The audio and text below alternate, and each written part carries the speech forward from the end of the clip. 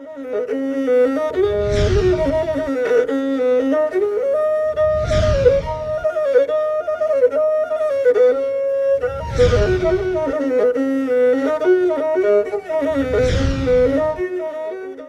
በል ሰው ከመሰረቱ ሰው ሆኖ ሲፈጠር ያምላክ እቅድ ነበር የሚነሳ ካፈር ከህዋስ ከምድር የሚታየው ባለም መነሻው እቅድ ነው ለመፈጸም ማለም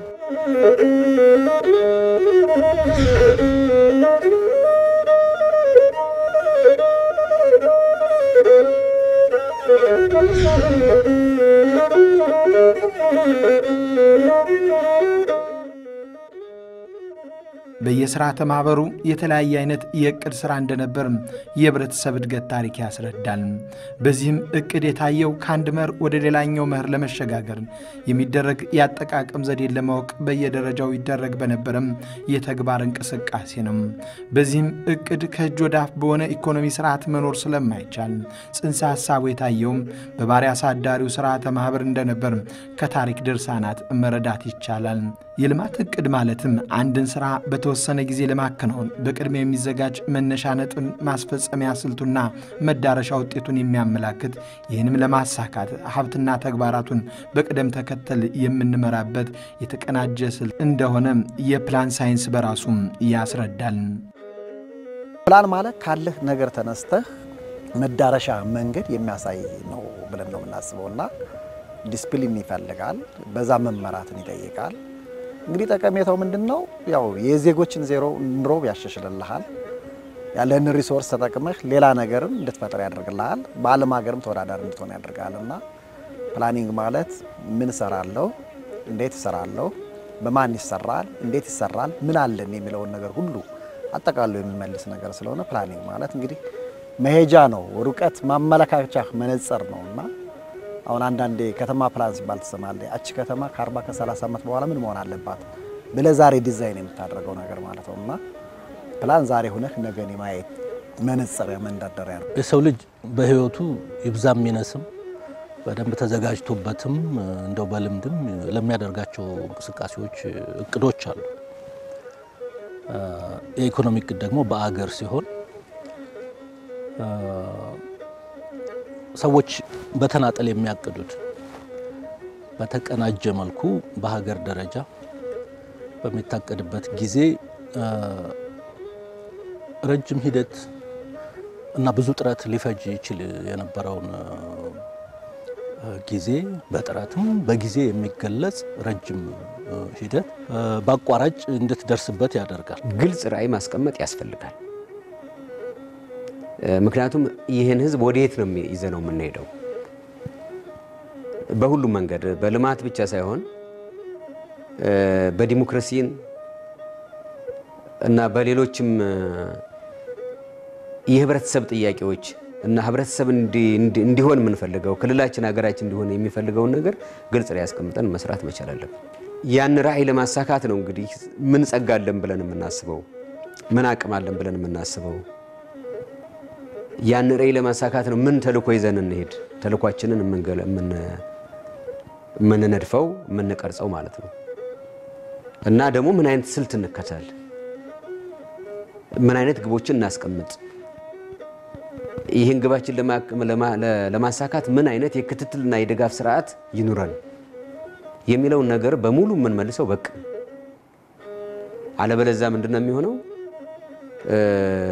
ይሄን ክልል በውር በደንብሱ የመምራት እና ይሄ ደግሞ የተገማች ያልሆነ አቅጣጫ ሁሉም ባፈተተው የሚሄድበት የሚራመድበት ሁኔታ ይፈጥራል ማለት ነው። ይሄ ደግሞ በአጠቃላይ ክልሉን ወደ እድገት ደረጃ ወደ ልማት አይመራው። እቅድ መደባዊ ባህሪ ያለው በኋላ ቀርነት የሚከሰቱ ችግሮች እንዳሉሉም በታዳጊ ሀገሮች የሚዘጋጅ እቅድ በሶሻሊስት ፈለግ የሚከተሉት ሀገሮች ሶሻሊስት ይዘት ሲኖራቸው የካፒታሊስት እድገት ፈለግ የሚከተሉ ሀገሮች ደግሞ ካፒታሊስታዊ ይዘት ይኖራቸዋል። ኢትዮጵያ መንግስትም በየዘመናቱ በዚህ ታሪክ አልፈዋል። የክልል ፕላን የብሔራዊ ፕላን አንዱ አካል ሲሆን በተገቢው መንገድ ለማቀድና ለመቆጣጠር የሚያስችልና ሚዛናዊ ተመጣጣኝ የእድገት ፖሊሲን ተግባራዊ ለማድረግም የተዘጋጀም ስልት ነው። በዚህም ምክንያት በየአካባቢው ምሳሌ የሚሆኑ ስራዎችና ችግሮችም ተስተውለዋል።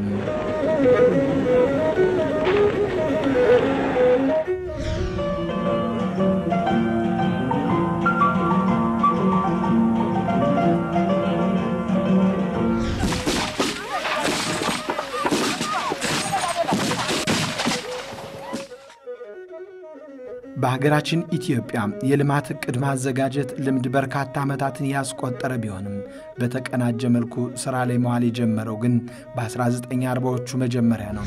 የእርሻ የደን ኢንዱስትሪ ልማት፣ ትራንስፖርትና መገናኛ፣ ትምህርትና የውሃ ሀብት ልማት በተለያዩ ዘርፎች የተናጠል ዕቅዶች ተዘጋጅቶላቸው ሥራ ላይ ውለዋል። ቁጭት መነሳት ካለበት እንደዚህ አይነት አቅማችንን ሁሉ የሚበላ የግጭት አዙሪት ውስጥ እየገባን የመጣንበት የረጅም ታሪክ በሳቸውም የመጨረሻውንም የ5 ዓመቱን እቅድ የመጨረሻውን ሶስተኛውን የ5 ዓመት እቅድ ጠልፎ የጣለውና ውጤቱን ሳናየው የተቀበረበት መንገድ ይሄው ነው እና ልምዶቻችን እንደዚህ ናቸው። ተሰናከሉ። በደርግ ጊዜ የነበረው ግልጽ ነው። ሙሉ በሙሉ የሶሻሊስት ባህሪ ምንድነው? ማቀድ ነው። የምትበላውንም የምትጠጣውንም የምታመርተውንም በአንድ ካቀደ ሰዎች የሚሰሩት በጋራ ነው። ሰው ግን በባህሪው ሲያመርት በግሉ ሲሆን ይለያያል። አንዱ ትንሽ መለስተኛ፣ አንዳንዱ ጎበዝ ነው። አንድ ላይ ስታደርገው ግን ሁሉም ሰነፍ ነው። ፉክክር የሰው ልጅ ውድድር ይወዳል። እንደ ንብ አይደለም አሰራሩ ባህሪ። እንደዛ በመሆኑ ልክ ነው። በብዙ ነገሮች መተባበር ለሰው ልጅ ጠቃሚ የሆነውን ያህል በማምረት ሂደት ውስጥ ግን የምትተባበርባቸው ቁልፍ ጉዳዮች እንዳሉ ሁሉ አብረህ አምርተህ እኩል መካፈል ላይ ችግር ስለነበረው እና ብዙ ማከፋፈልን ግምት ውስጥ ያስገባ ማምረትን ግን የሰውን ባህሪ ግምት ውስጥ ያላስገባ ርዕዮት ስለነበር እስካሁን በሶሻሊዝም የተሳካለት አገር አላየንም። ምናልባት የተወሰነ አሻግሮ ግን የመውደቅ ባህሪ ታይቷል። ልክ በዛው አግባብ ግጭትም ስለነበር በደርግ ጊዜ የነበረው በንጉሱ ዘመን መጨረሻ ተገንብተው የነበሩ አቅሞች እና የኑሮ ደረጃዎች በአመት በ1.4 በመቶ እያሽቆለቆለ 17 ዓመቱ ወደ በቁልቁለት አውርዶናል።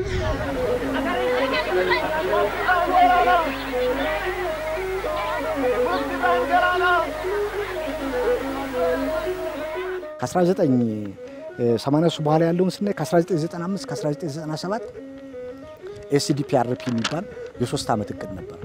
ሳስቴኔብል ዴቨሎፕመንት ኤንድ ፖቨርቲ ሪዳክሽን ፕሮግራም የሚባል በአማርኛው የዘላቂ ልማትና የድህነት ቅነሳ ፕሮግራም እቅድ የሚባል ነበር።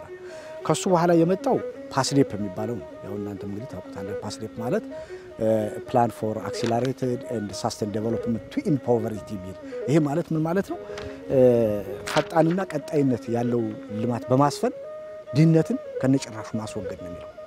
ግን ያው ምናየው ድህነት ያው እንግዲህ እስካሁን ያልተወገደበት ሁኔታ ነው ያለ። ይሄ ለምን ሆነ የሚለውን በኋላ የምናነሳው ይሆናል ማለት ነው። ሌላው ከሱ ቀጥሎ የመጣው ምንድነው? የስድስቱ የልማት ኮሪደሮች የሚባሉ በእነዚህ ኮሪደሮች የታቀደ እቅድ ነበር። ከ2002 እስከ 2007 የታይም ፍሬም ወይም ደግሞ የጊዜ ሰሌዳ ኑሮት የታቀደ እቅድ ነበር።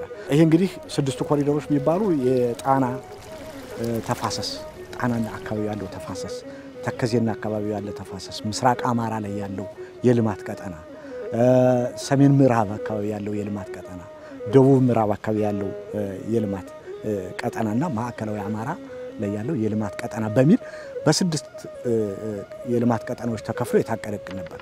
ይሄ ቶታሊ ምንም ሳይተገበር ነው የቆመው። ለምን ቆመ? ጂቲፒ 1 የሚለው ወይም ደግሞ የእድገትና ትራንስፎርሜሽን እቅድ 1 የሚለው ሲመጣ እንደ ሀገር ክልሎችም ይህንን እቅድ ተቀብለው ማቀድ ነበረባቸው።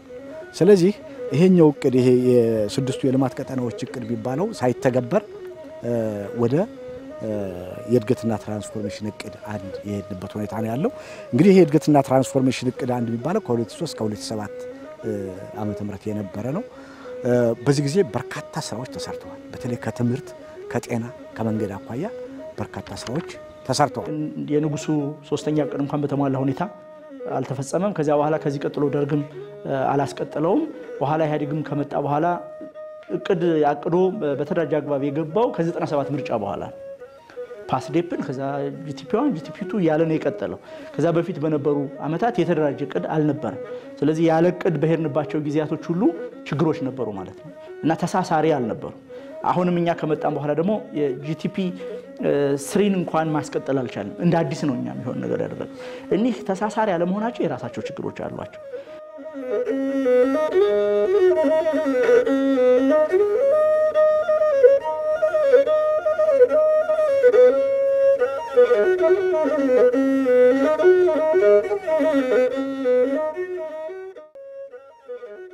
እስከ ዛሬዋ ጊዜ ድረስም በተለያየ የመንግስት ስርዓቶች የተለያየ ቅድ ዘመናት አልፈዋል።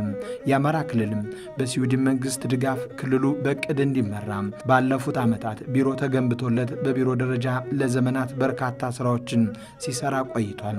ምንም እንኳ በየዘመኑ መልካምና መጥፎ የህዝብ እድገትን የሚጎትቱ የታሪክ ቅብብሎች ችግሮችና ብዙ የብክነት ዓመታትን ቢያሳልፍም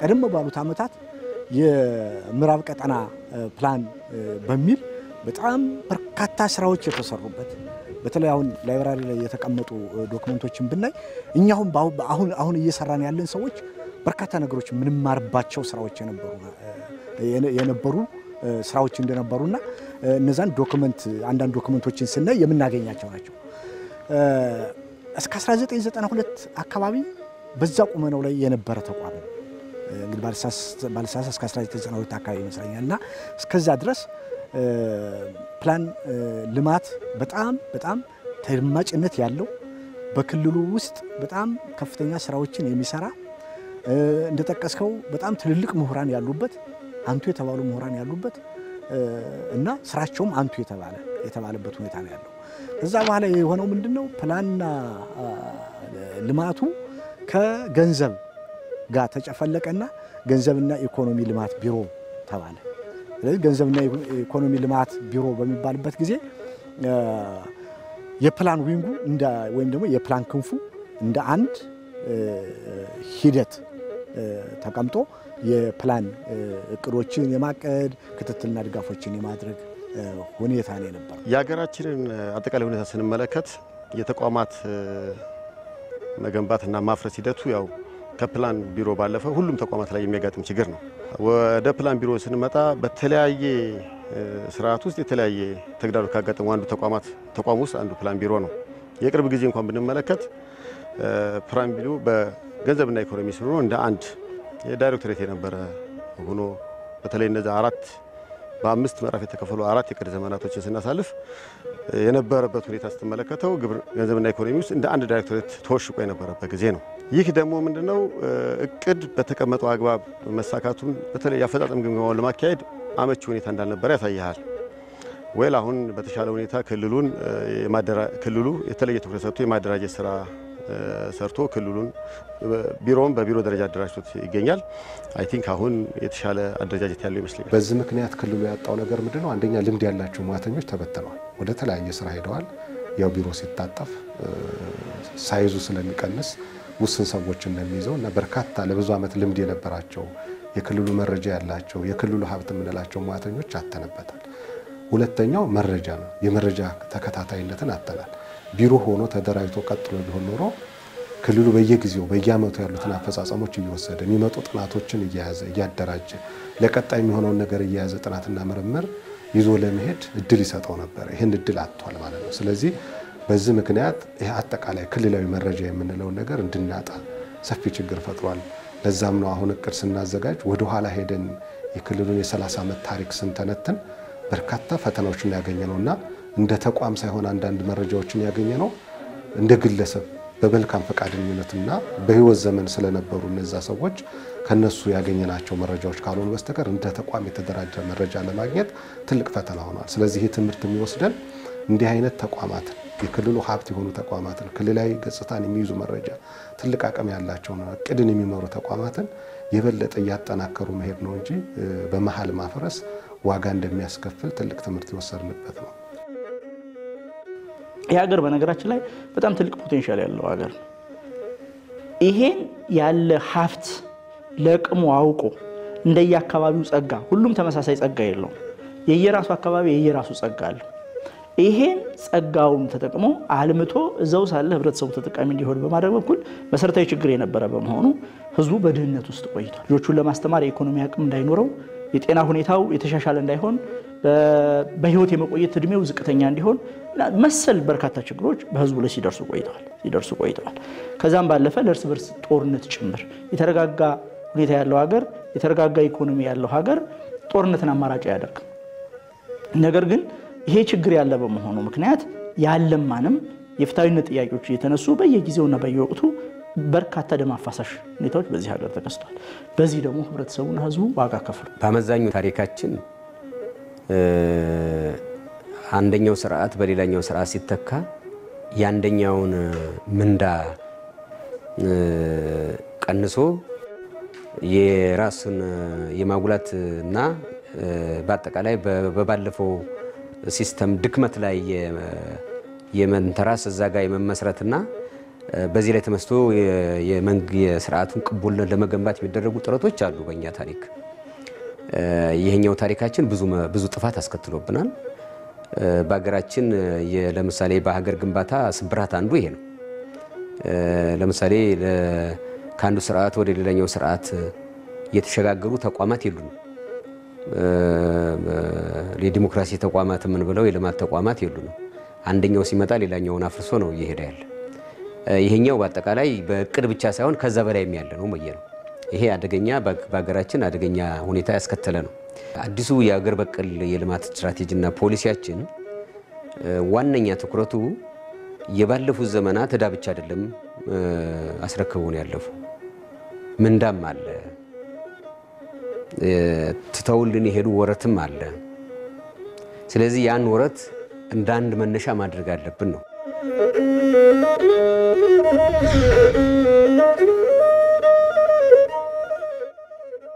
በተለይ ባለፉት ጊዜያት የክልሉ ሕዝብ ያለበት ማህበራዊ፣ ኢኮኖሚያዊ፣ ፖለቲካዊ ችግሮችን በመለየት በክልሉ መንግስት ያለውን ምቅ የመልማት አቅምና የሕዝብን ኑሮ ለመቀየር በህብረተሰቡና በመንግስት በኩል ያለውን ግንኙነትም ለማጠናከር ይህን ሰፊ ሕዝብ በእቅድ ለመምራት በማሰብ በ2014 ተቋማትን ለማደራጀት በተሰጠው ስልጣን መሰረት የአማራ ክልል ፕላን ልማት ቢሮ ራሱን ችሎ እንዲደራጅና የረጅም ጊዜ መካከለኛ እቅዶች ከብሔራዊ ፕላን ጋር አጣጥሞ እንዲመራ ክልሉ ያለበትን ሁኔታ ሳይንሳዊ በሆነ መንገድ አቅዶ እንዲያቀርብ ልዩ ድጋፍና ክትትል ሲያደርግለትም ቆይቷል።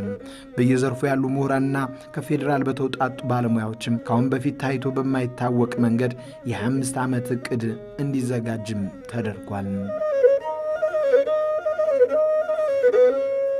ይሄ እስከ ዛሬ ድረስ አልታየም። ቢያንስ በሰነድ ደረጃ በአገር ደረጃም ተዘጋጅቶ አላየንም። የሀገራት ልምድ ልክ ነው። የኮሪያ ያልኩት እንደዛ አይነት ዝግጅት አላቸው። ስለዚህ ይሄ መዳረሻችንን ማየታችን እሱ ጥሩ ነው። ለሰማይ ብንወረውር ባይሳካ እንኳን የዛፍ ጫፍ ይነካል።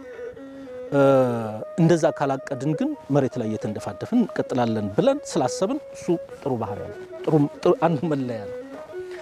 ሌላኛው መለያ የማስፈጸሚያ ስልቶቻችንን አጥብቀን ለማሰር ሞክረናል።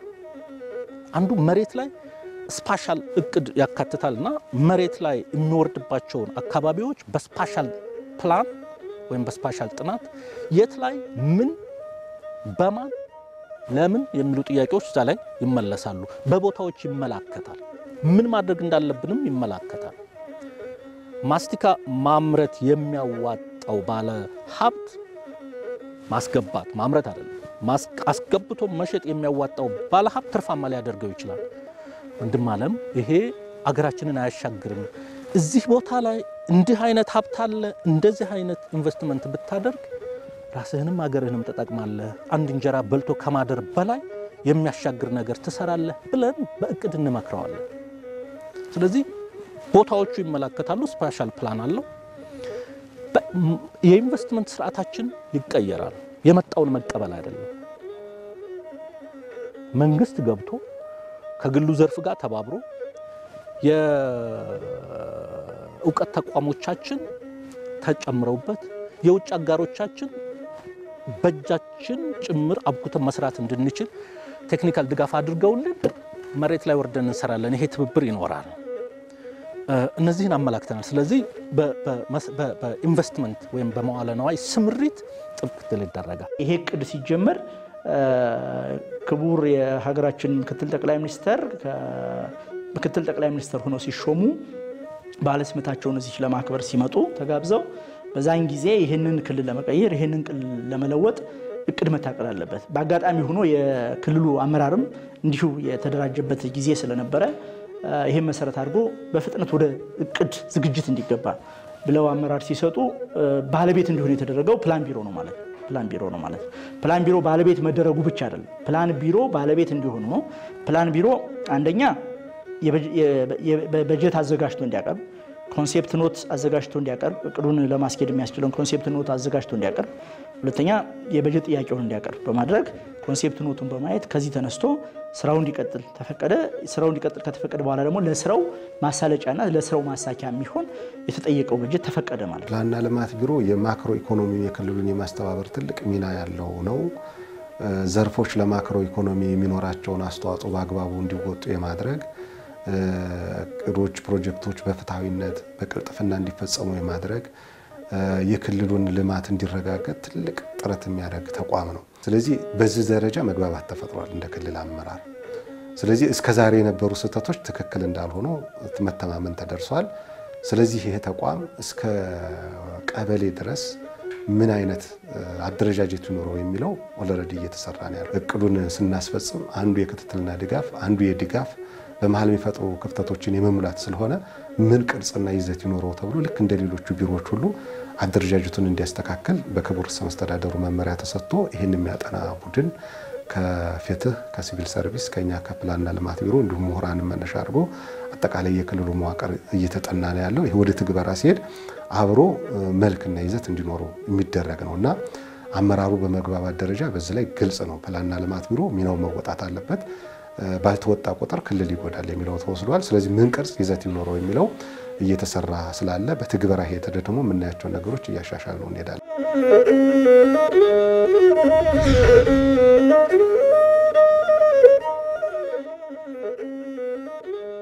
እኔ ባልሰራሁት ዘመን ባባከንኩት ጊዜ በትናንቱ ቁጭት ባለፈው ትካዜ ስጨነቅ ስጠበብ እስከሚደርቅ ወዜ በብዙ ሐሳብ መሃል በብዙ ሰቀቀን አንድ እውነት አገኘሁ የሚደፋ ሚዛን። አሰብኩ እውነት ልክ ነበርኩ እንዲህ አለኝ ልቤ። ባለፈው መቆጨት በትናንቱ መያዝ ነገን ሳያቅዱ ዛሬን ሳያልሙ በጭፍኑ መጓዝ ሀገር ይሉትን ሰንደቅ የትውልድን አደራ የነገው አያይም የዛሬው ካልሰራ። ፕላን አንድ ጊዜ ተአቅዶ የሚቀመጥ አይደለም፣ መፈጸም ይጠይቃል። ለመፈጸም ደግሞ ክትትልና ድጋፍ ይጠይቃል። በየጊዜው በትክክለኛ አቅጣጫ ስለመሆኑ መዳሰስ ማየት ይጠይቃል። የሚፈልጉት ግቦች እየተሳኩ መሆን አለመሆናቸው ማረጋገጥ ይጠይቃል። እንደገናም ደግሞ እነዚህ እቅዶች ደግሞ የሚፈጸሙ በተለያዩ አካላት ነው፣ በተለያዩ ተቋማት ነው፣ በቢሮዎች፣ በኮሚሽኖች፣ በኤጀንሲዎች የሚመሩ ናቸው። የሚፈጽማቸው ደግሞ ሲቪል ሰርቫንቱና ህዝቡ ነው። ስለዚህ እነዚህን አጠቃላይ እነዚህን ተግባራት በተደራጀ መንገድ የሚመራ ተቋም ማደራጀት በጣም አስፈላጊ ነው። ይሄ ደግሞ ፕላን እና ልማት ቢሮ ወይም ፕላንና ልማት የሚባል ተቋም መሆን መቻል አለበት ማለት ነው። ይሄን እንግዲህ በራሱ ብቻ ሳይሆን ከፌደራል መስሪያ ቤቶች ጋርም አብሮ የሚሰራው ነው። አንዳንዱ ለምሳሌ ስታቲስቲክስ ኤጀንሲ በአገር ደረጃ የሚሰራውን ስራ የሚሰራ ነው። ነገር ግን በክልሉ ደረጃ የሚሰራውን ከፌደራል ስታቲስቲክስ ጋር ሆኖ መረጃዎችን የመሰብሰብ የመተንተን እና ለአገልግሎት የማብቃት እና ለህዝቡም የመግለጽ እነዚህ ደግሞ ዓለም አቀፍ ተቀባይነት ሀገራዊ ተቀባይነት ባላቸው መልኩ ስታንዳርዳቸውን የጠበቁ መረጃዎች እንዲሰበስብ የተቋቋመ ነው። ይሄ በትልቁ ወደ ክልሉ አጠቃላይ እቅድ እና ደግሞ ከዚህ በፊት ያለውን እቅድ ከክልሉ ተጨባጭ ሁኔታ ጋር በደንብ ተንትኖ አደራጅቶ ወደ ስራ ለማሰማራት የሚያስችል ራሱን የቻለ ቢሮ እንዲደራጅ ሲደረግ አንዱ ከቢሮው ተልዕኮ በመነሳት ነው።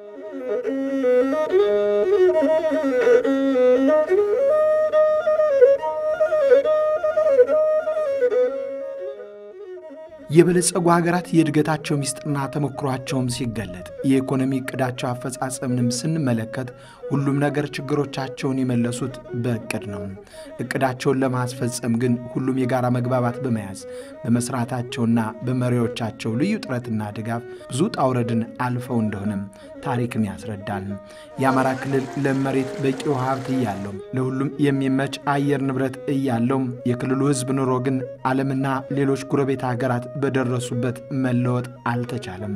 ይባስ ብሎ ለከፋ ችግርና ቀውስ በመዳረጉ ዛሬ ላይ ያለው ትውልድ ሰርቶ ለቀጣይ 25 ዓመት እቅድ የሚሆን የረጅም ጊዜ ችግር መውጫ መፍትሄ ግን አሁን ተቀምጧል።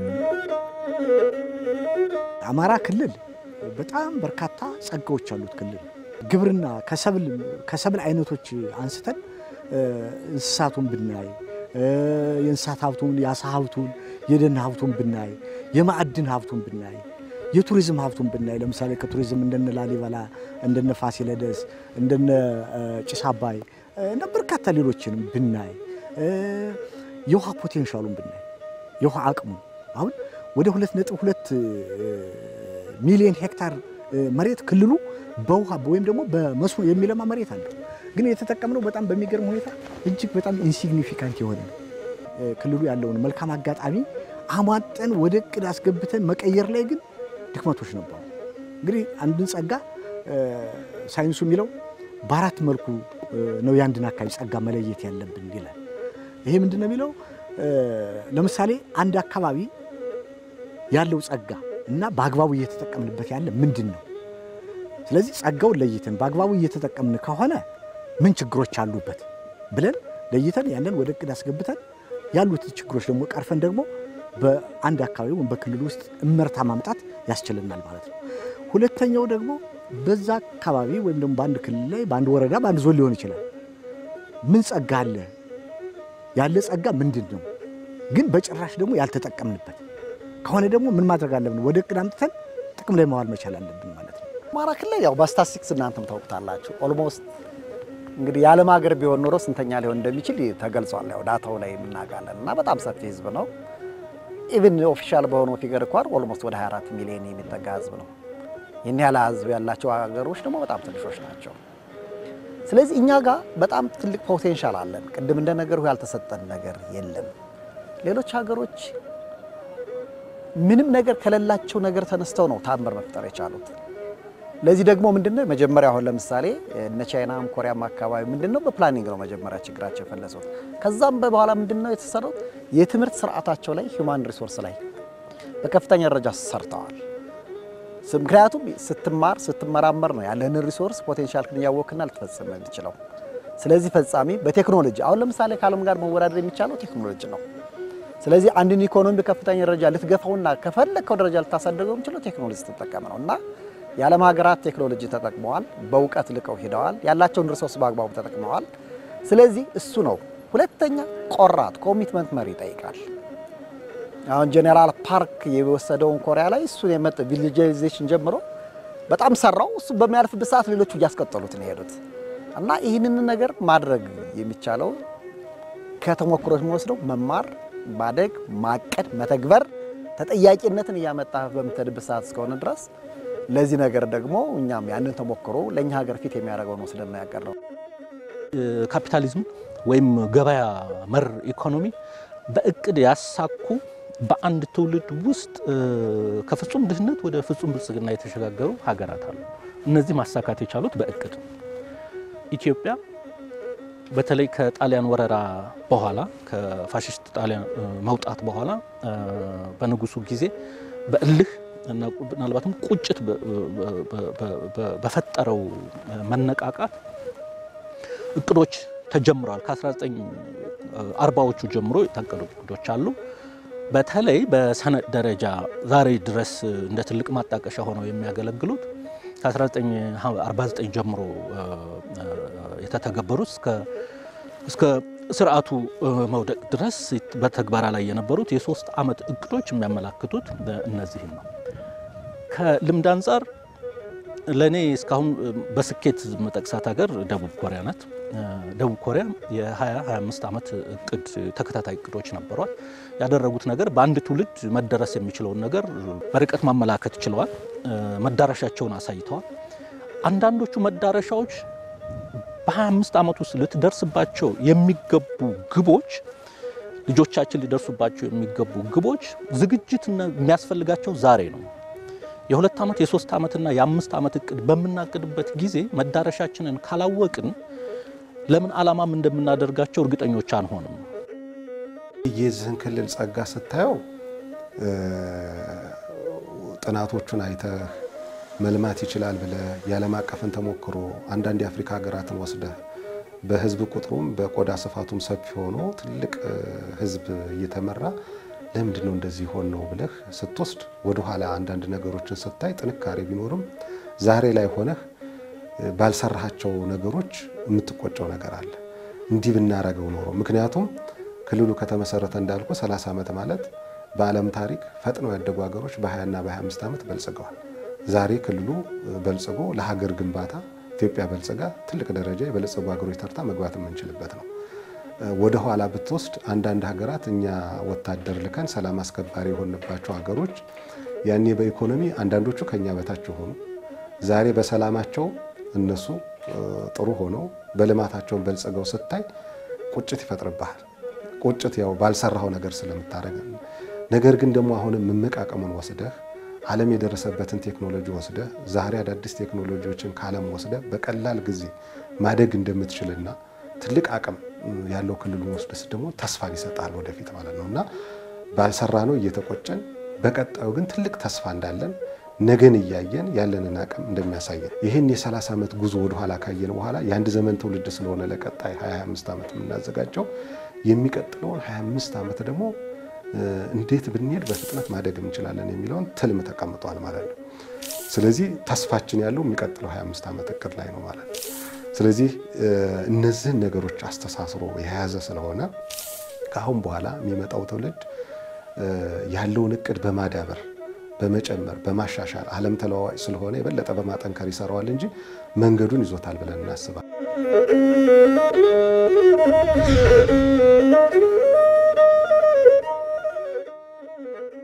ይሄ በየ5 ዓመቱ የሚፈጸም በ25 ዓመት ምን ደርስበት መዳረሻ በአንድ ትውልድ የሚያልቅ ነው ብለን አምነን አይደለም ስንጀምር የጀመረ በትውልድ ቅብብሎሽ የሚያልቅ ነው። ስለሆነ በአንድ ትውልድ የሚያልቅ አይደለም። አሁን ያለው ይጀምረዋል፣ ያቅዶታል፣ ወደ ተግባር ይገባል፣ የእድሜ የሰጠው ይቀጥላል። ቀጥሎ የሚመጣው ትውልድ በየሰዓቱና በየዘመኑ ባለው የትውልድ ሽግግር ምክንያት የሚመጣው ኃይል ደግሞ እየተቀበለ 25 ዓመት ላይ አድርሶ ያሰብነውን ግብ ያሳካል የሚል እምነት ነው ያለን። ስለዚህ ይሄ ሲሆን አሁን ለቀጣዩ ትውልድ የተመቸ ሀገር መፍጠር ነው። ለቀጣዩ ትውልድ የተመቸ ክልል መፍጠር ነው። ሀብቱ እያለ ንብረቱ እያለ አሁንም ድረስ 20% የሚሆን ህዝብ በክልሉ ውስጥ በድህነት ይኖራል። የመጀመሪያው ይሄን ጠርጎ ከድህነት ማስወጣት። ሁለተኛው ደግሞ ቅድም እንዳልኩት ጸጋዎቹን መሰረት አድርገን በስፓሻል ፕላናችን ተደግፈን ስትራቴጂ ቅዳችን መመሪያ አድርገን ተግባራዊ በማድረግ አካባቢያቸውን ባላቸው ጸጋ ልክ በማልማት ሁሉም ዜጎች ከሀገሪቱ ኢኮኖሚ ከሚመነጭ ኢኮኖሚ ተጠቃሚ እንዲሆኑ ማድረግ። የአማራ ክልል ከዚህ ቀደም በበጎነት የሚታይባቸው ባህላዊ እሴቶች እንዴት ማጎልበት አለብን? በተለይ ሀገር በቀል ዕውቀት እንዴት እንጠቀም? በተመሳሳይ ደግሞ በሂደት እየተላመዳቸው የመጡ የህብረተሰብን እድገት የሚያቀጭጩ የማህበረሰብን ግንኙነት የሚገቱ የመንግስትና የማህበረሰብን ግንኙነት የሚያስተጓጉሉ ልምምዶችን ደግሞ እንዴት ነው ማስቀረት ያለብን የሚለው በዝርዝር አይተናል ማለት እና ይሄ እቅድ በጣም ዘርዘር ያለ ያጠቃላይ የክልላችን ህዝብ ህይወት እና የክልላችን እድገት ሊያረጋግጥ በሚያስችል መንገድ በዝርዝር ለባለፉት 12 ወራት almost አንድ አመት ከምናምን አካባቢ ሊሆን ይችላል ከ12 ወራትም ሊበልጥ ይችላል በዝርዝር ያየንበት ነው። ምክንያቱም ምንድነው በእኛ ግምት በእቅድ ላይ ለመውደቅ መዘጋጀት ነው ይላሉ አይደል? ቢያንስ በእቅድ ደረጃ ጥራት ያለው እቅድ እናቅድ እና መላ ህብረተሰባችንን ደጋፊ አካላትን አመራርን የመንግስት መዋቅሩን እናንቃ እናብቃ አደጋውን የሚገንዘብ እድሉን ይመልከት በዚህ መሰረት ደግሞ ትንፋሻችንን ሰብሰብ አድርገን አቅማችንን አከማችተን የክልሉን ህይወት ለመለወጥ የክልሉን ህዝብ ህይወት ለመለወጥ የሚያስችል ስራ እንስራ በሚል እሳቤ የታቀደ ነው ማለት ነው ይህ እቅድ በጣም ብዙ ነገሮችን ታሳቢ ያደረገ ነው አንዱ ታሳቢ የክልሉን ሰላምና ጸጥታ እና ደህንነት ማረጋገጥ ላይ በጣም ትኩረት አድርጎ የሰራ ነው ይሄ እንግዲህ ከምን ጋር ይያያዛል ከመግባባት ጋር ይያያዛል በውይይት ችግሮችን ከመፍታት ጋር ይያያዛል ከዚህ በፊት የነበሩ የክልሉ እሴቶች ባህሎች ወጎች እነዚህ በጣም በጎ የነበሩ የአማራ ህዝብ የሚታወቅባቸው እነሱን ባህሎች የመገንባት የማስረጽ መጪው ትውልድ ላይ የማስረጽ ስራ ይሰራል አሁንም እዚህም እዚያም የሚረብሹ አካላት ላይ ይሄ እንዳገር ኦሮሚያም አማራም ሌሎችም አካባቢዎች ላይ ያሉ ችግሮችን ሊፈታ የሚችል እንደ ክልላችን ደግሞ ስንወስድ የክልሉ እሴት ባህል አብሮነት እና ወንድማማችነት በደንብ እንዲጎለብት የማድረግ እና ትውልድ ላይ የመስራት ስራ የሚሰራ ነው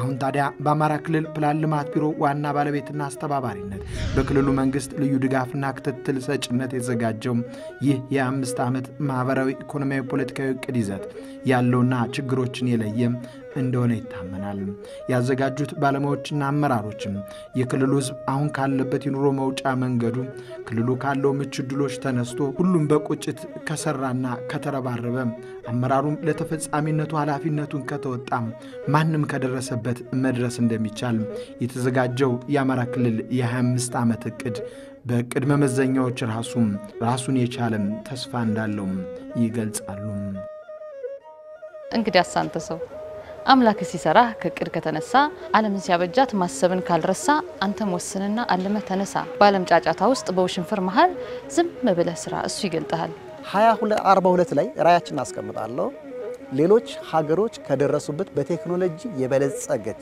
የደረሰና የበለጸገ ክልል መገንባት የሚል ነገር ነው ያለው እሱ ለማሳካት ደግሞ ምን ነገሮች ይሰራሉ የሚለው ነገሮች በእያንዳንዱ ተቀምጠዋል በየፌዙ ሰው ከቁጥር በላይ ነው የመሆን ፍላጎታችን ነው ያለንን ሪሶርስ ሀብታችን በሙሉ አሰባስበን እዛ ላይ የምንደርስበት ተጨባጭ ነገር አለ ምክንያቱም ብዙ ዓለም ሀገሮች ወክረውት የደረሱበት ነገር ነው ያለውና እሱ ላይ ከሆነ ነገር ከቁጥር የዘለለ ነገር እሱ ማሳካት እንችላለን የሚል ነገር የሆነ ነገሮች ነው ተተንበያል ሳይንሳዊ በሆነ መንገድ ነው ሞዴሊንግ ተጠቅመን የሰራ ነው ያ ሞዴል የሚያመላክት ነገር አለ ስለዚህ አሁን የኛ እንትን እኮ አንደር ዩቲላይዝድ የሆነ ኢኮኖሚ ነው ያለን አሁን ፕሮዳክቲቪቲ ፐር ሄክታር የሌሎች ሀገሮች ጋር አነጻጽረናል በጣም የሚደርስ ከሚገባን ከግማሽ በታች ነው እና እሱን ዩቲላይዝ አድርገን ቴክኖሎጂ ተጠቅመን እነዚህ ነገሮች ካሳደግናቸው ከዛ ጋር እንደርሳለን ያልተነካ ገና ፖቴንሻል አለ እሱን ነገር አግሬሲቭሊ ከሰራ ነው እዛ ቦታ ከምንለው ነገር እንደርሳለን ብለን የታቀደ ነው ማለት ነው በመጀመሪያ ደረጃ የክልሉ መንግስት ኢኒሺዬቲቭን ተነሳሽነቱን ወስዶ የተዘጋጀ ዕቅድ ነው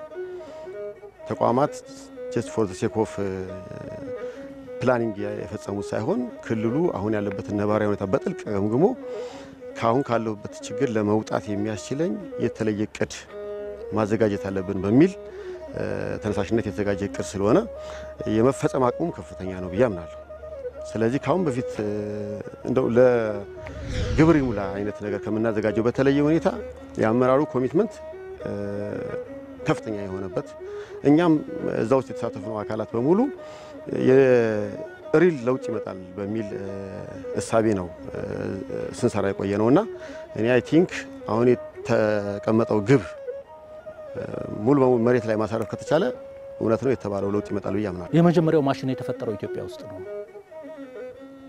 የመጀመሪያው ማሽን የተጠረበ ድንጋይ ነው ይሄ በታሪክ የተሰነደ ነው ሉሲ ኢትዮጵያ ነው የተገኘችው ሲባል ከነ መሳሪያዋ ነው የተገኘችው ወፍጮ ማሽን ነው ሰው መጀመሪያ የፈጠረው ማሽን መጥረብ ነው የሰው ልጅ አይዲያው ሐሳቡ መጥረብ ነው የተጠረበ ነገር የተሻለ ነገር ያደርጋል ማዕድኑ ድንጋይ ነው ድንጋይ ሲጠረብ የተሻለ ነገር መፍጠር ስለሚችል ማሽን እሱ ነው የድንጋይ ዘመን የሚባለው የሰው ልጅ 99.8% የሚሆነው እድሜውን በሙሉ የተጠቀመበት ማሽን እዚህ ሐዳር የተፈጠረ ማሽን ነው።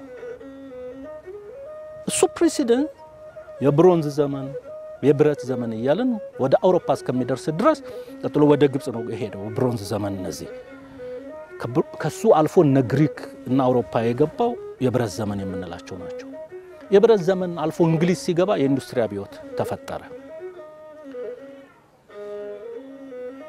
ለዓለም ይሄን ያበረከተ ህዝብ ያኔ ሳይንስ በጭንቅላቱ ውስጥ አለ፣ ማሰብ አለ፣ ማሽን መስራት አለ፣ ውጥኖቻችን ዛሬም አሉ።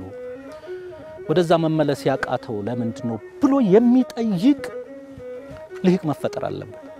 ሙያችን እሱ ነው። ሁሉም ሰው ፖለቲካ ውስጥ ገባ፣ ሁሉም የወታደራዊ ስትራቴጂ፣ ሁሉም ቁጭ ብለን መስራት በሙያችን አስተዋጽኦ ካደረግን ልፍስፍስ እቅድ እንኳን ቢሆን ያሻግራል።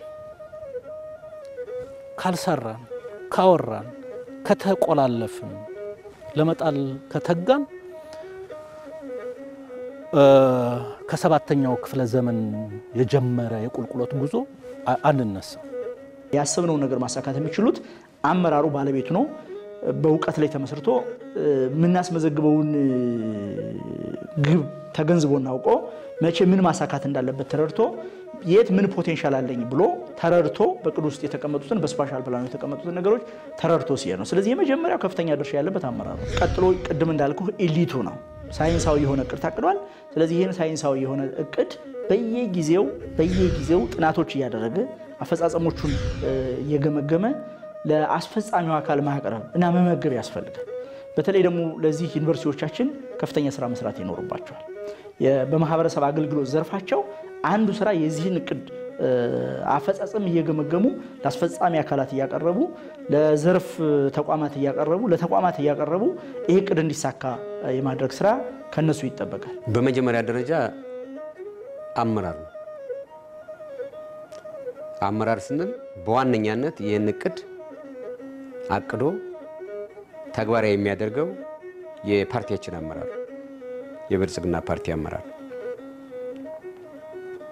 ይህ አመራር ፖለቲካዊ የሆነ ቁርጠኝነት ህዝብን የመለወጥ ቁርጠኝነት ተላብሶ ሐሳብ በማመንጨት በመምራትና በመከታተል ሁለኛ አስተዋጽኦ ሊያበረክት ይገባል።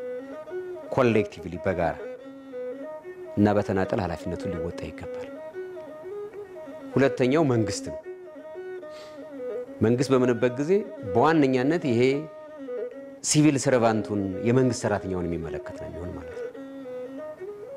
የመንግስት ሰራተኛው ከአመራሩ የሚለየው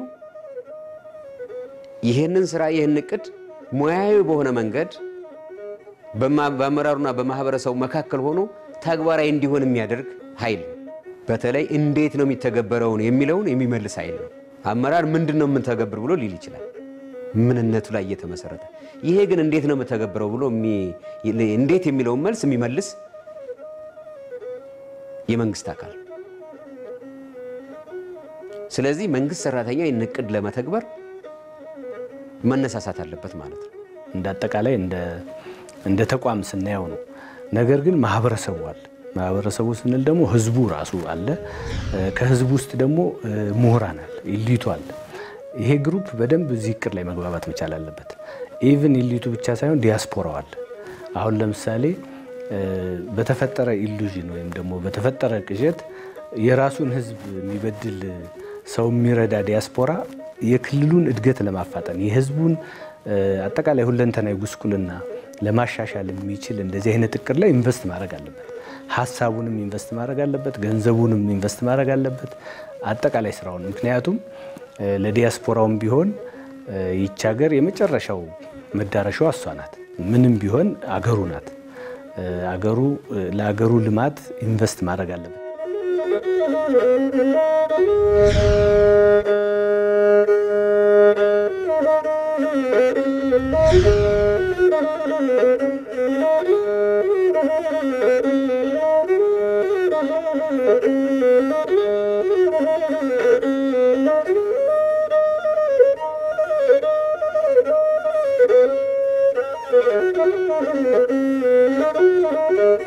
Thank you.